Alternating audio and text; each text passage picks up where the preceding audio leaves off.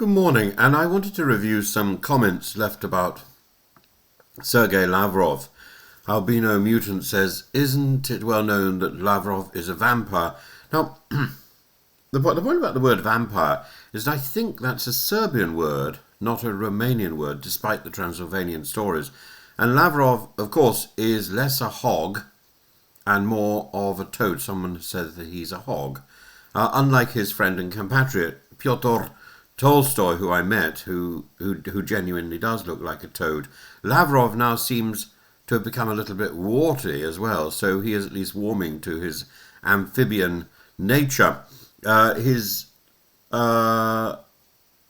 patronymic, Viktorovich, is an amphibrack, of course. Bomb. Not exactly an amphibian, but quite close. So it sort of works. And another person adds, Vivid Sun 8459 says, "You used to be an admirer of Lavrov. I'm glad to see you've changed your mind about that vile old oaf." But it's true. I admire his talent, but when talent is used to support tyranny, both must be brought down with satire and merciless ridicule.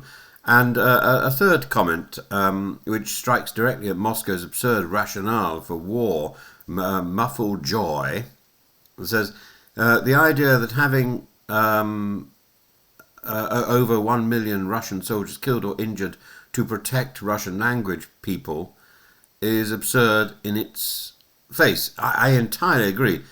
That last comment should be seen within the context of, let's say, the Académie Française, founded by Richelieu in 1635 to preserve the purity of the French tongue. And Lavrov styles himself, therefore, as a sort of guardian of the Russian language, except that where the Academy boasts 40 immortals, Lavrov offers instead a pocket dictionary, a sort of a miniature Le Petit Robert, reduced and debased into propaganda. Now, in his MBC interview, Lavrov denied that Putin ever promised Trump a swift meeting with Zelensky. His line was that these were rumours circulated primarily by Zelensky himself and his European sponsors. He says, Putin notes that high-level meetings, especially between the leaders of Russia and Ukraine, must be well prepared. Therefore, a coordinated preparatory process between the parties is necessary. This isn't the language of delay. This isn't the language of diplomacy. It's the language of delay. Putin phones Trump. Trump floats trilateral summits. Zelensky insists on security guarantees. And Lavrov pops up to say the agenda is not ready at all. Notice to his attack on Zelensky's legitimacy, Lavrov claims we recognize him as the de facto head of the regime. But as for signing documents, when we get to the point of signing, that person must have legitimacy. Under the Ukrainian constitution, Mr. Zelensky does not currently have it.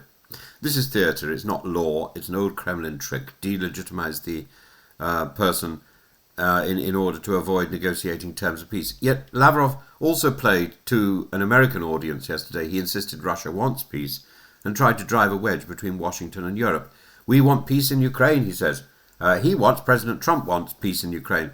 The reaction to the Anchorage meeting, the gathering in Washington and these European representatives indicates they don't want peace. It's cynical. It's also effective propaganda because it flatters Trump while blaming Europeans for prolonging the war. But we shouldn't lose sight of what's really happening. Russia has struck hospitals, schools, American-owned factories in Ukraine. These are war crimes.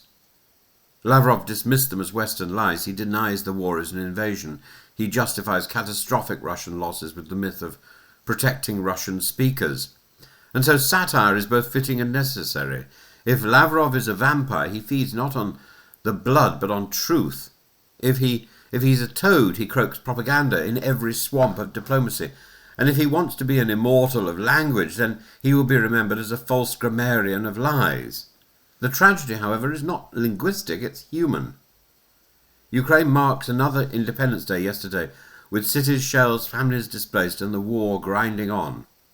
No amount of amphibracs, amphibians, or academy-style posturing can disguise that. Lavrov is picking up lines from Putin, from Trump, from trolls, from propagandists, and repackaging them as if they were the voice of moderation. They are not, and he is not. He is a tired spokesman of a regime that cannot admit defeat and dares not concede truth. That is why ridicule matters. But so does clarity. The war continues because Russia wages it, not because Europe resists it. And Lavrov, warty amphibium and linguistic vampire, will not change that reality.